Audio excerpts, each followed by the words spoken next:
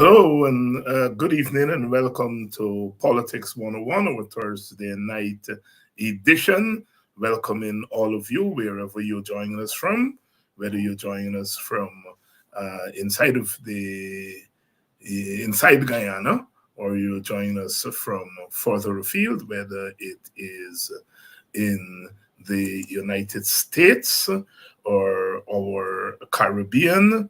Welcome to Politics 101. Tonight, we are going to be continuing that discussion with uh, brother, brother Vincent Alexander, that discussion on what's happening at GCOM.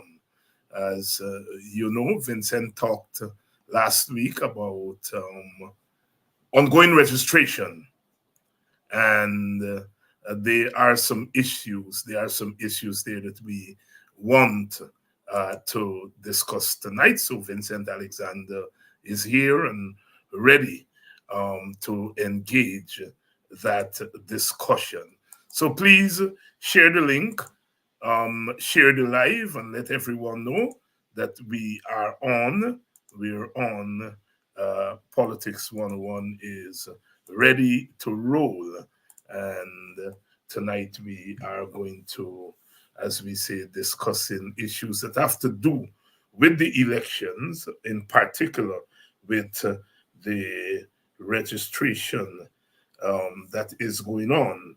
Um, some interesting information. Vincent and I were on a program last night on Globe Span, and Vincent was able to bring to bear on the discussion some of the information that we are going to be analyzing here tonight. So share the link, let everyone know that we would be discussing. We're talking about the legal framework. We want to talk about that tonight, or how the legal framework or lack of a proper legal framework aids or not aid the electoral process, national registration, the provisions for registration of births, and the erosion of transparent elections.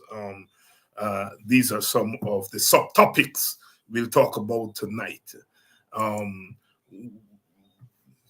the registration is going on, and what there's some things that are showing up in the registration that are worrying, and we want to talk about that.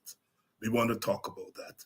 We want to talk about the fact that it's now easier to get birth certificates and so forth. How does that play in to this whole discourse of an electoral machinery that is fair and transparent? So let's be ready for that conversation. You know, they tell us these days that we are a nation of minorities. That is, there is no majority ethnic group. All of us are minorities, meaning all the ethnic groups in Guyana below 50. And it follows, therefore, according to the gurus, that we ought to be looking for votes across the ethnic divide, because no one party is going to be able to get a majority, you know. And we want to talk about that because your share and your ethnic share of the population does not mean that that is your ethnic share of the electoral roll. I mean, you know, the population size. You have to talk about for elections. You're talking about the population size that is over 18, and the population size over 18 may not reflect the population size at large. That's the first thing, to follow them with that nonsense about because we are a nation of minority, it means that there is no thing. And then you have the population size of over 18, and then the population size that register. Over 18 means that you are eligible to vote. But what size of the people, what percentage of the people who are eligible to vote are registered? And how does that break down ethnically? And then when you register to vote, do you vote at all? Do you turn out? So you may start out with Indian Guyanese with 40% of the population. But when you get down to those who are eligible to vote over 18, the Indian Guyanese portion of those over 18 may go from 40 to 44, may go to 50, you don't know. And even if it goes to 44, and then you get down to how many of those who are eligible to vote registered. If more East Indians register to vote than African Guyanese and Amerindian, that carries up the Indian Guyanese figure. And then when you register to vote, do you actually turn out to vote? So voting, the elections are not about population size necessarily. The population size gives us a general sense of the breakdown of the population, but it does not necessarily correspond to who go out and vote on the day. And so those people who are trying to poke their finger in our eyes and trying to say that we are foolish, we want to let them know we're not foolish. But anyhow, we're going to be talking about these issues tonight. And of course, Vincent Alexander is here. So please share the link. Let's bring Vincent in and get started, because we want to finish promptly at 8 tonight, because Vincent has another engagement. Vincent, good evening. Good evening, David. Your volume. Good evening to your viewers. Yes. Thank you, Vincent, for agreeing to coming on tonight at short notice. You and I were on Glospan program last night, and you made some revelations there that stunned me. And so I thought that we should very quickly discuss it on this program so our people have a sense of what is happening. I want to start off by having your thoughts on the issue that I introduced the program on, and that is... Are you hearing me? Vincent, are you hearing me? Are you hearing me, Vincent? Vincent seems to be having some problems. Are you hearing me? Yes, I'm now hearing you. Yes, I am. Are you hearing me? Yes, I'm hearing you. I'm hearing. Are you hearing me? I'm hearing you loud and clear. Okay, good. I said we wanted to start off on the issue. Yes, I'm hearing you. Yes. I want us to start with the issue that I introduced the program on, and that is, does the population size in the census, is that a true reflection of those who actually are eligible to vote? That's a very interesting angle, David. First of all, we really don't have the results of the census. So we start off not knowing exactly what's the population size. But I think you have made a critical point that to look at the global population size does not tell the true story or the whole story, because in the first instance, we have a register of registrants, which includes those persons who have been registered. And so right away, you have to look at those numbers as opposed to some global consensus figure. And immediately I want to introduce an element into this. Previously in Guyana, until very recent, not being registered was an offense. One could be charged for a criminal offense of not being registered. One of the things which have happened after 2020 elections is the tinkering with our legal framework is that has been removed. So it's no longer an offense not to be registered. So we're not driving everybody to get registered by a deterrent, which is that you could be charged for not being registered. So that's the first point I want to make. But to answer your question, but as I said, we will discuss the legal framework, and we see immediately that something has been tinkered with, where people need not register, and it's no longer an offense. And that goes against the grain of what's happening across the world, where registration is mandatory. And in some countries, it is so mandatory that if you don't register and if you don't vote, even if you don't vote, action is taken against you in terms of being able to access certain services, including bank services, etc. So the second point is that even in terms of those who are registered, we are dealing with a register that goes from age 14. So again, we have to look in terms of elections to those who are over age 18. Those who actually are going to vote are the ones over age 18.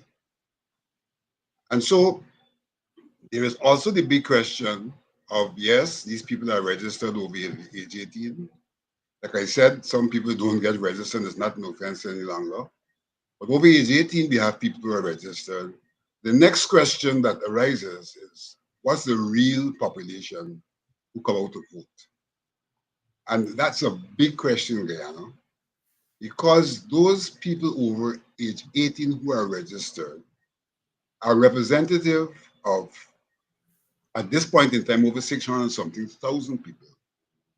When in fact, if we were to go to look at the last census and other things like that, our population over 18 shouldn't be more than around 500,000, but yet we have over 600 something thousand.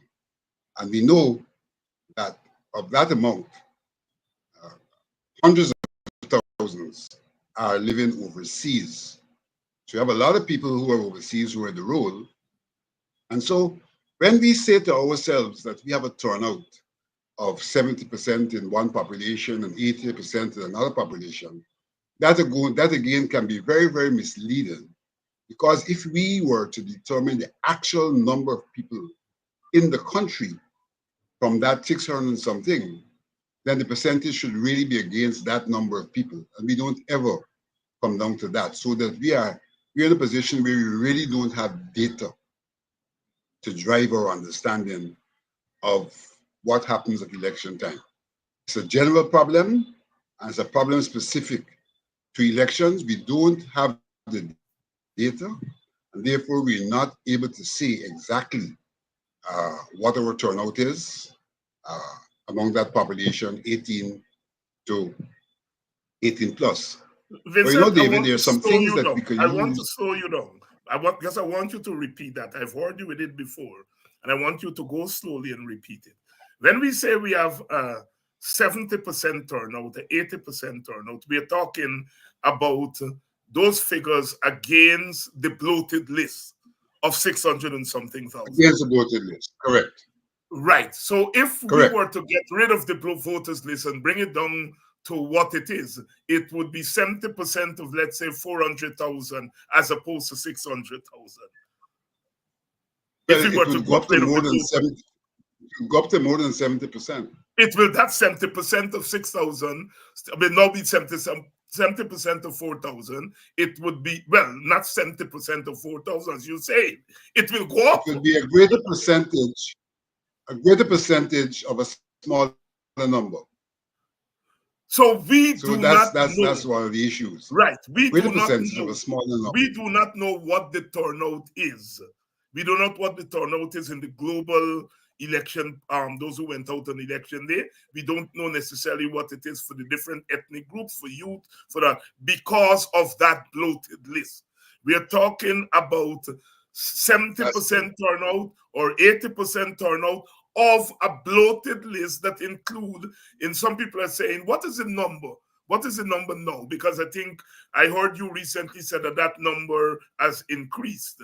The number of we're over 600,000 now. Over 600,000 now. So, and if we were to clean up that list, it could come down to 500 and something, maybe 400 and something thousand. So I just wanted you to repeat that because that is crucial. We do not even know for sure what our turnout is.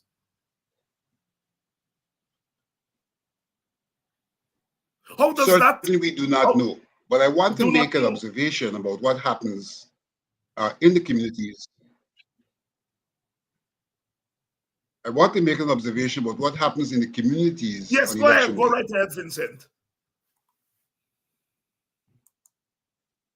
There is an element on election day. And David, I'm quite sure you might have observed this. If you go into an Indian Guyanese community, there is a booth not far from the polling station where people can go and check their names and then they go and vote. The purpose that booth serves also is to identify who has not turned out to vote. Hmm. Who has not turned out to vote. You don't have a lot of that in the African Guyanese community. It is more prevalent in the Indo-Guyanese community. PPP catchments. The reality is this, that there is a lot of peer pressure in terms of going out to vote. And there are repercussions if you don't go out to vote. Hmm. So it's in the Indo-Guyanese community where they have these, almost every village has a place where you pass, they take off your name, then you would know that if you don't go, they would know you haven't gone. Hmm. And if you haven't gone, then there'll be repercussions for you after elections. So that in fact, people are in some communities literally forced to go and vote by virtue of the mechanisms that are in place. And in that regard, something new is being imposed. GCOM has recently come up with this idea that they want to put cameras in the place of poll. And they're saying that the reason for doing this is to ensure that nothing irregular goes on in the place of poll.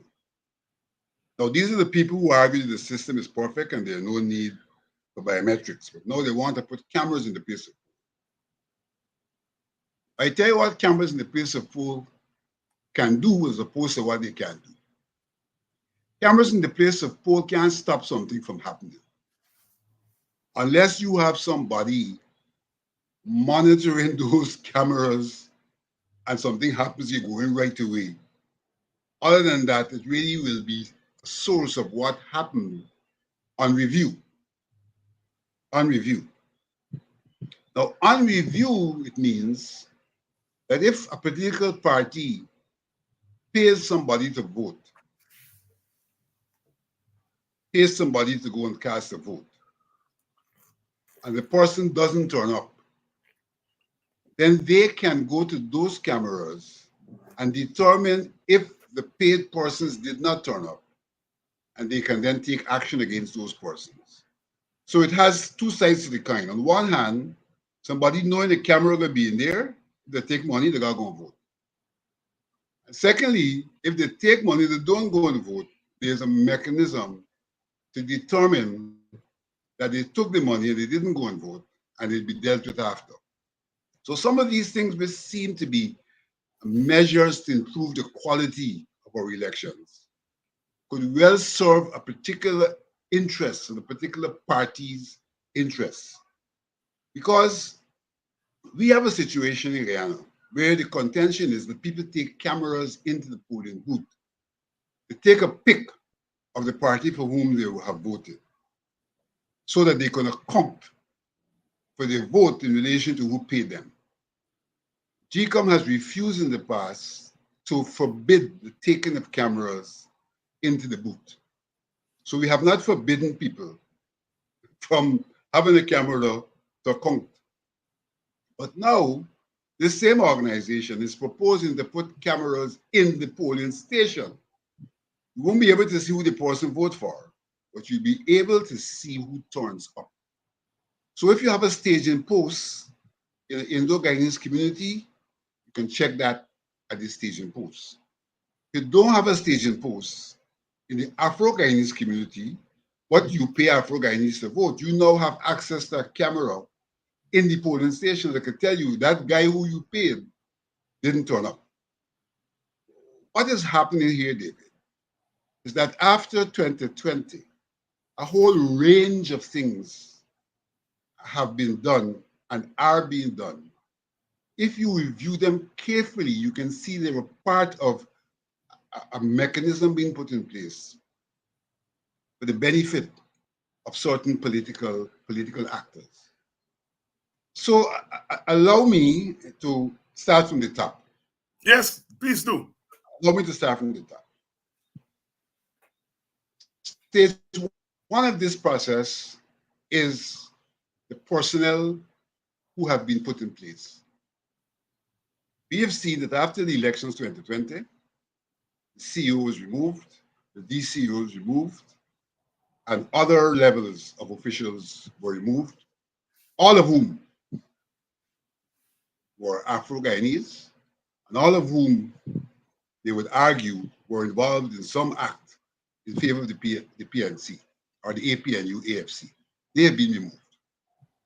But what is worse is by whom have they been replaced? In the case of the CEO, they have brought back somebody who was in the system who did not have the required qualification for the job of CEO because he did not have the required years of experience. And with a 4-3 vote, they gave the person the job.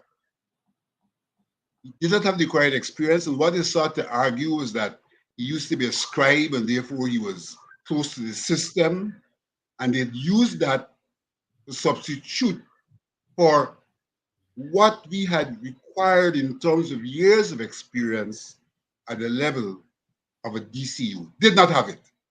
Nobody can question me on that. Became CEO. So you put in place your CEO. Then they dilly and dallied in terms of a place for DCU. What in fact they were doing was trying to give the person they wanted sufficient time to get the experience so that they could qualify for the job. We fought the case, they didn't get enough time, and they had to go ahead. And they did exactly what they did with the DCU, with the CEO for the DCU. He did not have the required time, and they barefacedly 4-3 said, look, this is our better candidate, we appointed him. So they replaced, they got a DCO whom they wanted. In the face of competition of persons who are more qualified. In the case of the CEO, the Jamaican guy was far more qualified, both in terms of electoral experience and academic experience, academic qualifications. In the case of the DCO, there was someone else from the system who had the required experience and the required qualification, and they went ahead and gave the person who didn't have the required experience the job. So the first point I'm making here is that they have dealt with the manpower, the man system, in a manner to ensure that, quote unquote, their people are in charge. So that's the first thing. The second thing is then they looked at 2 acts, the Representation of the People Act and the National Registration Act, and purport to have done things to enhance the electoral regime. So let's look at the Registration Act. Previously, on the question of registration, you had to do a verification of the person at the place of residence. So you had to go after somebody came to the office and got registered, go back to the home and see that that person actually resided there. What they now say in the National Registration Act is that you have to verify the address and not the person. So if somebody gives an address, once you can verify that address, then the registration is complete. Now that has all sorts of implications for general elections and for local elections. Because now you are not necessarily verifying from a local election perspective that the person lives there. And so people who don't live there can now easily go and cast votes, so you can rebalance your voting population. Where you're weak, you take people into that area to boost the numbers from an area where you're strong. So that affects local elections that way. But something has been happening in the present registration process that exploits that situation. You know, the contention about the population figures have changed, and Indo-Guyanese are not as many as they used to be, and all of that. And so what has been occurring is that people have been, and I'm giving a specific example, in the quarantine area, have been coming to be registered, who, if you speak to them, they can't give you an address in the quarantine area, because they don't have one. In fact, if you speak to them, they will tell you they come from West Demerara, but they are now resident in Suriname. Hmm. So what is happening? They're bringing in these people from Suriname. They're not taking them to where they belong because they don't belong there anymore. They're giving them an address close to the border so they can now register in quarantine. The addresses, of course, are addresses that exist, so it's not their valid address. Right, But the right. law says you just need to verify that the address exists. And so they're bringing them, giving them addresses, and they're being registered. So there's an attempt to rebalance the demography of the actual voters by bringing in cross-border voters. In this instance, there's a clear example of quarantine. They don't come one at a time, they chaperone, they come in buses with a chaperone who provides them with the addresses that they should use, and they go and they get registered. So rebalancing is going on from that perspective. And that might well also occur on the hinterland borders, but the evidence that is irrevocable is the occurrence at this time on our eastern border.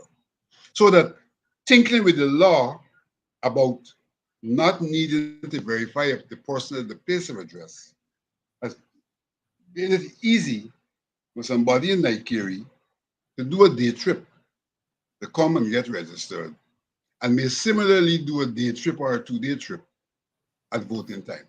But the person is not an active Guyanese, but they're rebalancing the demography, given their own contention that less Indians now and more gone away, and things like that. And the address issue is also a critical issue in this regard, that we really don't have a uniform, comprehensive address system in this country. In America, you got something called a zip code. Mm-hmm. You use that zip code, it pins you down to a specific geographical area. And then in that geographical area, you have a house address. We don't have that in Guyana. So somebody's address could be Bush Lot. They ain't got there which lot in Bush Lot. It's just Bush Lot, the village. And the postman know everybody in the village and they get the letters. So that, again, you're not even sure in terms of addresses that the person lives at a particular place in a village, because we don't have a system outside of the urban areas that specifically give addresses to every lot and to every person who lives in a lot. So that's one element of the legal arrangements to facilitate certain things to happen. Another element of the legal arrangement goes to the question of registration of birth. Mm-hmm. Registration of birth. Now, GCOM became very, very strict from 2008 and said, look, you have to come to us with a birth certificate. You're not taking all them old-time methods with somebody say they test that you, the person, and so forth. You have to come with a birth certificate. And what has happened? They have now adjusted the birth certificate regime to say that somebody who was never registered, whose birth was never registered, irrespective of his or her age, that person can bring 2 affidavits. one from a two-show, another one saying where they're born and all of that. And that gives the person a birth certificate. So that what can happen now is somebody who is not even a Guyanese can get an attestation at the level of the village, and with that attestation can acquire a birth certificate, which is then used to do registration. So that lets in another category of people who are not necessarily Guyanese, who are not necessarily entitled to be registered because they come in with some attestation that they're born in Guyana, irrespective of the age. And to say to me that, it's a Tushao who gives the um, affidavit doesn't say much, because we know how heavily politicized are the elections in these villages to ensure that party people control the office of Tushao. So don't tell me about an affidavit and the person could be charged. We know how corrupt the system is bottom up. But what we've also found, David, that's of interest, that parallels this operation I just mentioned, is that GCOM facilitates registration by passport. I don't know that the National Registration Act specifies that. National Registration Act may have given some leeway to the chief, the commissioner of registration, to give some flexibility as to whether you use a birth certificate or a passport. But I don't think it's specified in the National Registration Act. But we have put into our manuals the use of a passport. And so here what we have found. We have found an instance, and not one instance, but I'm saying things that are evidential. We have found a situation where people turn up to get registered.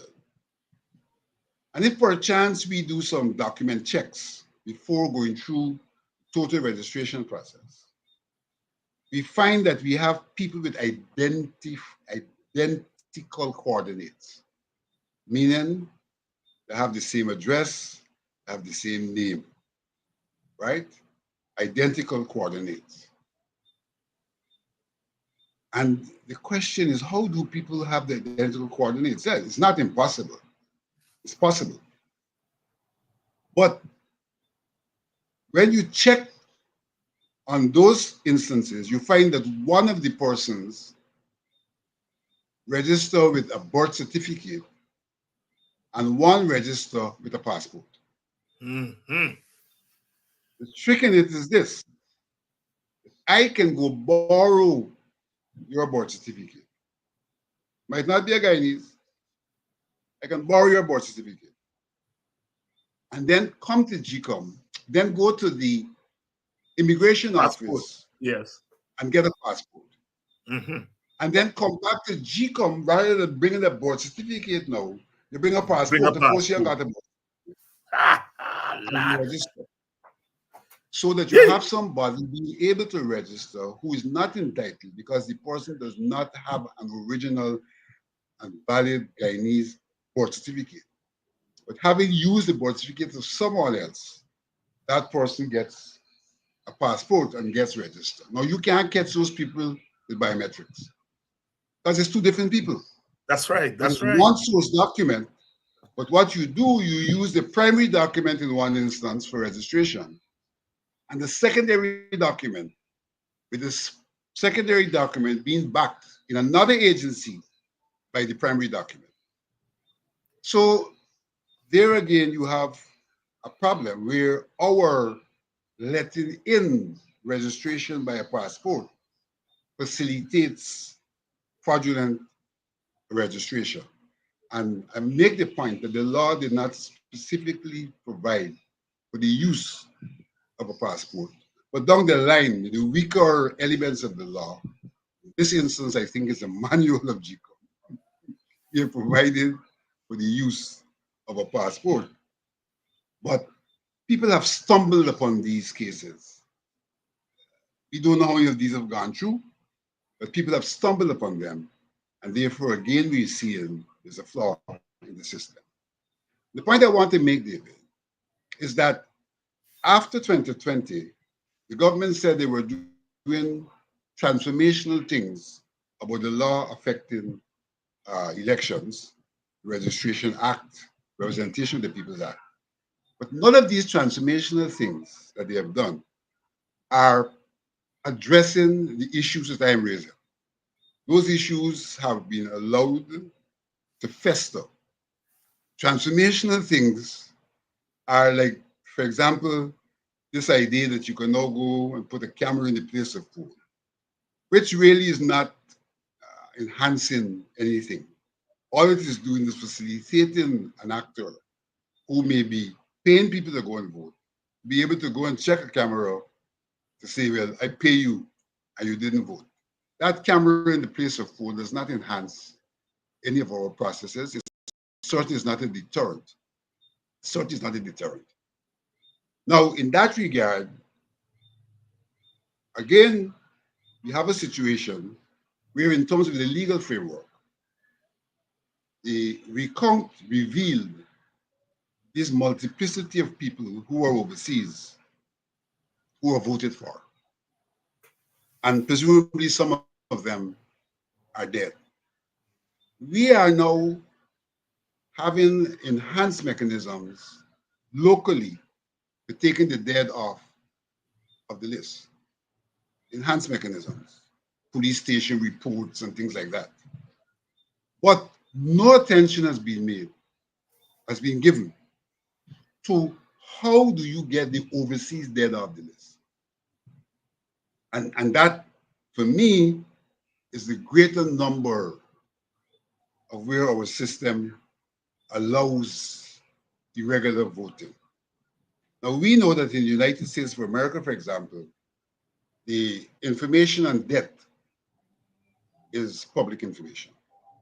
And so it's not beyond us to have a system where we go to those registries to determine Guyanese who have died overseas to take them out of this. But that's not a part of what they're doing. That's left open. But they're beefing up the local mechanisms and leaving the one that is most susceptible wide open. So the point I'm making, and I'm repeating the point, is that on one hand, you see them doing things that they say are going to enhance the system. But in the areas where enhancement is really required, no action is being taken. And so we also see that there is a tremendous dragging of the feet on the question of biometrics, because that's another area where enhancement is required. And we have only gotten to the stage with biometrics where some so-called feasibilities have been produced for us to discuss whether or not we'll implement biometrics. When in fact, in relation to biometrics at the place of registration, this matter had been agreed to years ago. And what is that? When somebody comes to be registered, presently, we take manual fingerprints. Manual fingerprints are not necessarily perfect. In fact, we know they're not perfect because in 2018, 2019, that registration process, we had a lot of hits, had a lot of instances where the overseas people who cross-check say, we can't cross-check that because it's bad. So we had multiple numbers, thousands that couldn't be cross-checked because the fingerprints were bad, they're manual. The way to correct that, and therefore to make your cross-checking perfect, is to use electronic, digital fingerprints. Because when you're doing digital fingerprints, the machine does not accept a fingerprint that is not perfect, so to speak. And so you are guaranteed that when you do digital fingerprints, all of your prints can be cross-checked. And you can't have seepage in your system because you couldn't cross-check all of your fingerprints. So that this is something we should really be doing, because the problem has raised its head. It's not a problem we are conjecturing about. We saw in 2018, 2019 that the provider of cross-checking said, look, we can't cross-check some of this stuff because the manual fingerprints are not good. We're not addressing that. We're not addressing that. We're dragging our feet on that. And although we had agreed in the 2019 budget in the first instance to acquire the machinery to do fingerprints digitally, we are at a point now where we're saying we got to do some feasibility before we can go to that, with all sorts of reasons given why this might not be the best way to go. And so we are left there stuck in between going and not going, with an election around the corner. So the next problem you're going to have is you don't have enough time. And that is only about the fingerprints, in terms of fingerprints when you do registration. But worse yet, fingerprints in terms of when you're doing voting.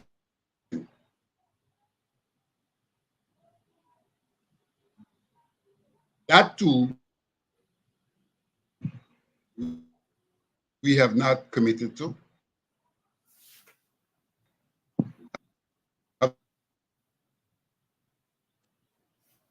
We have a feasibility, and that feasibility is saying a whole range of reasons why you should be cautious about using fingerprints for identification purposes at the place of poll. So again, we're not plugging a hole, because we saw in the recount how many persons who weren't present were voted for. And so biometrics would cut that out. But let me tell you something else that has happened. During the recount, a lot of information was thrown up for verification to support the argument that people who weren't present were voted for. GCOM was given a lot of information. In the first round, GCOM sent that information to the immigration office. And the immigration office verified instances of about 70 to 80% verification that yes, these were names of people who were out of the country, but the names struck off on the pink list showing that they were voted for. The PEP came out, brought one or two examples of people who said they were in the country and said this thing is not true. But the immigration office verified 70 to 80%. So you could find two or three, but it doesn't mean the thing didn't happen. We did not push, we did not deal with that. And so in terms of the legal framework, we have not now gone to deal with this mischief by putting in place laws which would say that if you determine this kind of act before the results are declared, then you take action. No, that is still left for what they call an after-election petition. Petition. So you get a result, and then you have to go for petition, and we know what happens with petitions. Struck down for technical reasons, as in 2006 when the AFC was cheated in Linden. But in addition to that, the goodly Attorney General has quarantined and corralled all of the information other than that which had been verified by immigration. Collect all from GCOM. I think he even went to the court to get an order to collect all that information. Now, in the normal course of things, he is in a position to take the information and to do the verification, even government. They've got to pass it to Home Affairs and say, could you verify these thousands of claims of people not being in the country? Rather than do that, we're almost 2 years have passed, and those documents, you not hear about them anymore. So here's another act that has occurred that seeks to muffle and stifle certain areas where there is clear evidence that there is need for interrogation and there is need for some kind of measure to ensure that the infractions do not occur. So we are pretending and have the whole world pretending with us that we have the best measures at the place of poll. Nobody can get past those measures, even in the face of evidence that the measures have been gotten past. And with the material to test the system, we're refusing to test the system, refusing to recognize those which were tested, refusing to deal with laws that can become a deterrent to those things occurring, or laws that can, if they occur, impact the electoral process positively before the declaration. So that what we really have here, David, is a menu of things. Isolatedly, they might look like good measures. So isolatedly, you say, we make it easy for people to get birth certificates because plenty Guyanese didn't have. That's what we say. So if you look at it as isolated, you say, yeah, man, Guyanese getting birth certificates.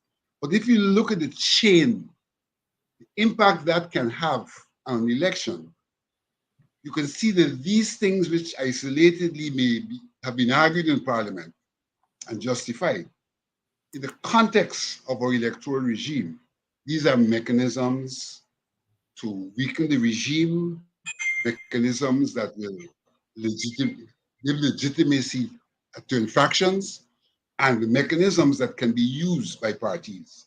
And the evidence so far, in terms of who are bringing people to get registered, the evidence of who don't want us to check, verify the persons who are seen to have been voted for, suggests that there's a particular party which has an interest in these things. Vincent Alexander tonight giving us more than a mouthful, and my goodness, as most of you are saying, excuse me, saying here, this is very important information, very, very important information. And in any other society, this would be the headline news in tomorrow morning's papers. But as you know, in our country, there is a competition between the traditional media and the social media. So even when information of this nature is being given on social media, the traditional media doesn't carry it from the opposition side. They often quote from government ministers' Facebook page and so on and so on and so forth. But this information, all Guyanese should have this information. Vincent, you have very importantly emphasized the way in which the laws have been tinkered with over the last 4 years or so. That a lot of this is now has now been done because they have messed with the laws. And a lot of questions here in the comment section are asking, can these things be challenged?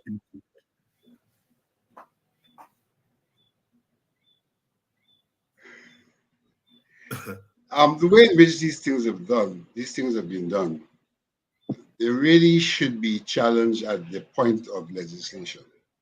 Mm-hmm. And I would think that some of them were challenged, probably not as vigorously as they should have been, but were challenged. But it shows you the danger we have in a system where a one-seat majority could determine the fate of the entire nation. So that even in the instance where these things were challenged, the level of the legislature, the legislation was pushed through because those who brought the legislation knew why they were bringing the legislation. I think there are some other things that probably could be challenged. It's kind of, it will take progressive and radical legal minds to challenge those things in the face of our very conservative and positivist legal system. But I think there are things that could be challenged because the logic of these things, and not only the logic of these things, but the evidence. Because I'm being evidential, I'm not just conjecturing. Right. I'm being evidential on these matters. And from that standpoint, with progressive and aggressive legal representation, these things could be challenged. But challenging things have three levels. You have the legislative level, and our system, as we know, does not allow for the minority to impact, no matter how good or logical the argument is, the decisions in Parliament. So really, we don't have a Parliament where there's a practice of democracy. The will of the people is equivalent to the will of the ruling party, full stop. So there's a problem with challenging things at the legislative level. There is a challenge at the legal level, but I think we need to explore that more and more. But you know, in a real democracy, David, lots of things are really challenged at the people's level. We saw what happened in Kenya recently, Mm-hmm. where the people of Kenya had a problem with the taxation, and the legislative level didn't making sense, the legal level didn't making sense, but the people's level made sense. And Even the trade let us union, understand, even at the trade union huh? level, it didn't make sense. Even at the level of It didn't trade make sense. union, it didn't make It sense. didn't make Yeah. sense. But the people's level made sense. And the people's Yeah. level, you must understand, is the real level. Why is it the real level? We are a republic. A republic means the sovereignty of the people. This question of parliament and all of that is just an efficient mechanism, or supposedly the efficient mechanism to represent the people's interests.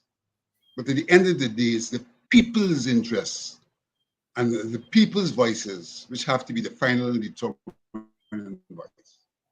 And therefore, in the instances where our systems are flawed, where we can't get out of the representative system what we ought to get out of it at the legislative level, and where there are legal problems, a petition takes how long? A government can spend all its time in government in the face of petition, then probably the people's level is the level which we have to resort to have changes that will then stop these things from happening in the first instance and transform the regime at the legislative and judicial level so that those levels can be effective. They are ineffective.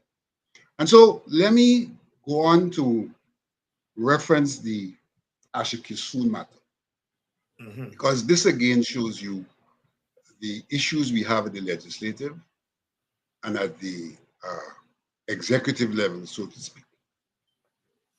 Everybody has accepted Ashikisun is squatting on a seat. Everybody has accepted that. The PPP have accepted it silently because it benefits them. They've been able to use her to corral the deputy speaker's position, to squeeze the opposition out of that position. They're comfortable with her, and they're silently endorsing her capture of a seat, which does not belong to her. Now,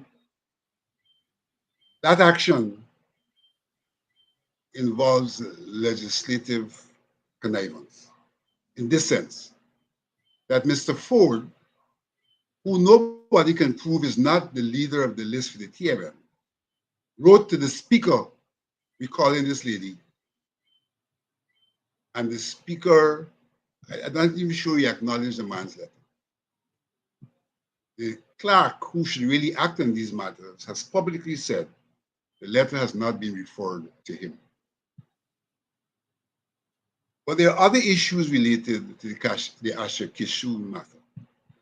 At the level of GCOM,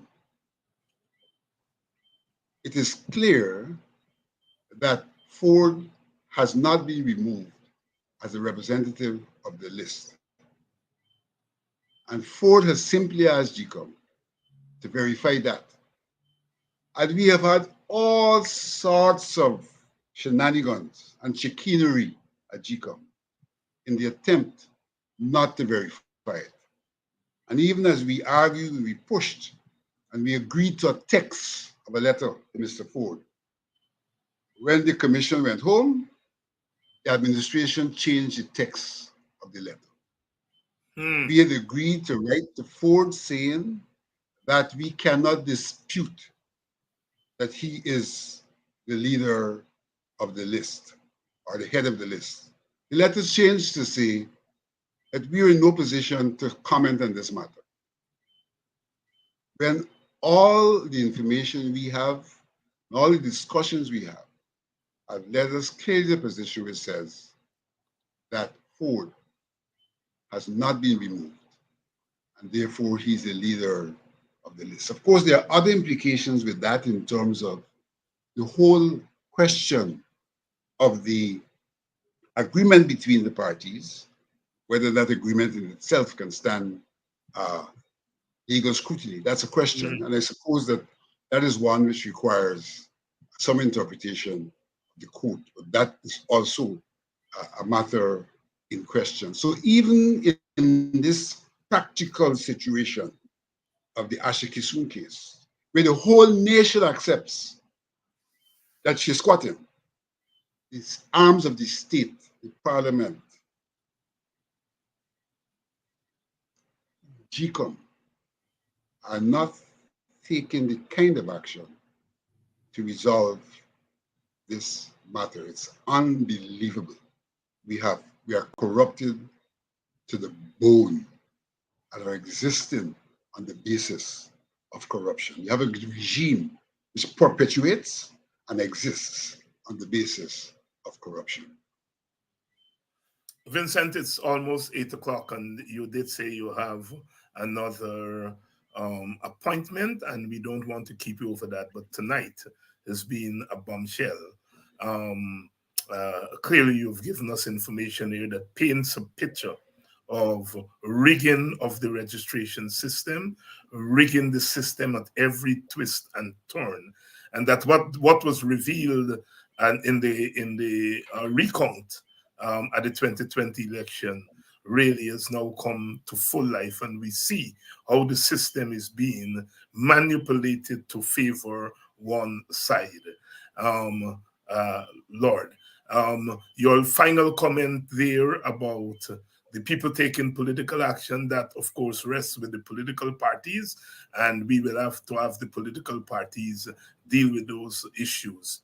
I noticed the WPA has put out a statement this week pointing out the correlation between a reported snap election and the inability to put these reforms in place, that a snap election itself, if it's held, would be in order not to put reforms in place, what you call that we don't have enough time to do this. We don't see the other political parties really taking up this issue with earnest. I plan to get the political leaders here to deal specifically with this issue, hopefully not next week because it's Emancipation Week, but certainly the week after, so that we can have them deal with these issues. Vincent, thank you very much. And it is clear that we will have to have you on as often as possible for us to deal with this issue. Thank you very much. And to you, our viewers, thank you all for staying with us another night. Please remember to contribute to our Emancipation Fund. A lot of you have contributed, and I've got to thank a number of you. I hope I can get through some of it tonight. Yes, I would like to thank Lawrence, Linda, Danny, Niklita, Denise, Champagne, Lynette, Pamela, Seatred, Keith, Dwaylen. I would like to thank you all for your contributions to the Emancipation Fund. And let's see, there are others here. There we go. I would like to thank Paul, Lorraine, Jillian B, Errol G, Delnay C, Sholing, Agri, Novella, Brentnell, Edward, Audrey, Lynette, Raymond, Diane, Osea, Calvin, Ingrid, Yonet. I would like to thank you. Then there are others of you who have contributed through PayPal. I don't have that information at hand here. And I will thank you tomorrow evening. There are others of you who have been making donations through MMG. Unfortunately, MMG doesn't give the name, they give your phone number. And so I am not able to thank people who, by name, those of you who have been donating through MMG, but to let you know that we have gotten the donations. We have gotten the donations through MMG, and we want to thank you very much for your donation. As I said, MMG doesn't give the name, they give the phone number. And so we have not been able we are not able to thank you by name. Here we have some here. I would like to thank Keith from Maryland. I would like to thank Barker Systems. This is a company that has contributed. We would like to thank Samuel, Gregory. We would like to thank you for your donation. And I am missing some people, but I said I will make that up tomorrow night. Those of you, some of you have not been able to get to your names. But please, those of you who have not contributed, please do so. We intend to spread the contributions across 3 communities: Buxton, Belgium, and then I'm still. I've got calls from other communities to ask if they can. It depends on how much we are able, to get. We may be able to include other communities. I am looking here at a couple of other people here that we may have missed, and we're getting to them here. We said Keith. We want to thank Keith. Claremont. We want to thank Claremont. We want to thank Natalie. Natalie is always a trooper. Yvonne, we would like to thank you, Yvonne, for your contribution. And there are a few others that I have not gotten to. But please make your contribution. Please make your contribution. As I said, I've gotten a couple of requests from other communities to include them in whatever we are able to raise, and I would consider it. I told them that I'll consider it. So long. Somebody's asking about Moko Village, and Moko is close to my heart, and we will consider, depend on how much we are able to get via contribution. So please, if we're going to include Moko, I know that New Amsterdam has contacted me.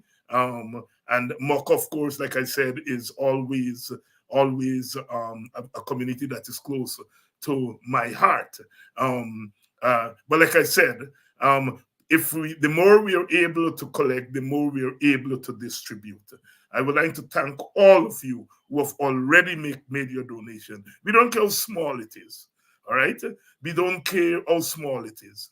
Whether it's $20, $25, it would help to make some conkeys, so to Marby, to give us prizes for competitions, because these are all things they cost. Artists perform. You usually don't pay them because they can't. A lot of artists, you can't meet their price, but in Boston we give them a stipend. Because a lot of these artists, they depend on this kind of thing for a living, and as I said, a lot of them don't charge us the full thing, and so, but we have to at least give them a stipend. So please make your contribution. This year, the vultures are at the door. They're trying to give free activity and to lure people away from our traditional activities. And they're trying to shut down our activities. And we are saying, no, the show must go on, must go on. So you have the Cash App there, you have the PayPal, you have the MMG, you have the Zelle. Please do so. Please do so. Some people have been contributing in kind. Conky, somebody called to donate some cornmeal, to us, because we use cornmeal for conky and so on. So you can contribute in money, you can contribute in kind, so that we have a very, very, very robust emancipation activity. I said we started this a couple of years ago, to help with the Buxton activities, and we have broadened it to 2 other villages, one group Coffee 250, and as I said, I've gotten a couple of requests from other villages which I would like to meet, so long as we're able to get the kind of donations. So thanks to all of you who have donated, and I'm urging you all to please make your donation, so that we may be able to at least get enough to give small contributions to at least 2 other communities. So thank you all very much. And what a show tonight. Vincent has been able to show us what is happening by way of rigging the elections. As I said, I intend to bring the political leaders here to really talk to us about what they intend to do about what is going on. Because some of you are right? We now have this information. We now know what's going on. What are we doing? My party, the Working People's Alliance, put out a statement this past week. Only one newspaper carried it, Kaijor News. The others didn't vumps on it. Stabrook News hasn't carried it, right? In which we are pointing out some of the things that Mr. Alexander pointed out tonight. We have a commissioner, Brother Desmond Trotman, who is there, and so our party gets feedback on what's happening there. And we were able to put out a statement. But the media is not giving it a splash. Like I said, in any other country, what Alexander said here tonight would be on the front pages in the morning. Would be on, but it's not likely to be, although reporters tune into these programs. And some of them may do stories, I don't know. But it's up to the editors if they don't like to carry stories that initiated here. We know that HBTV, Channel 67 on the East Coast, they do carry a lot of stories from Politics 101. And so we can't fault them for that. And I'm sure they would do a story on this program here tonight. But we are up against it, but nothing is impossible to overcome. Nothing is impossible to overcome. Tomorrow night, we continue the coverage. I think we're going to be talking about corruption tomorrow night. And that's the other big issue. Rigging, then there's rigging of the economy through corruption. I heard the Vice President Jack Dio today saying that they are admitting to corruption and that the APNU did not admit to corruption. They're admitting to corruption. They're admitting to corruption. The corruption has been flung open because of activism and because of investigation. The corruption has been flung open by people like Paul Slow and others. Corruption in the police force, corruption and others. And now, when the shit has hit them in the face, they're pretending as though they're admitting to corruption. Whether you admit or you don't admit, you are corrupt. And if you're corrupt, you have no business being in government. And we're going to continue covering that tomorrow night. I'll have a female attorney at law here tomorrow night. And we are going to continue to push this envelope on the issue of corruption. So I'll see you all tomorrow night. Please make your contribution to the Emancipation Fund so that we can help our communities in however small way we are able to do that. Thank you so much, and I'll see you all tomorrow night.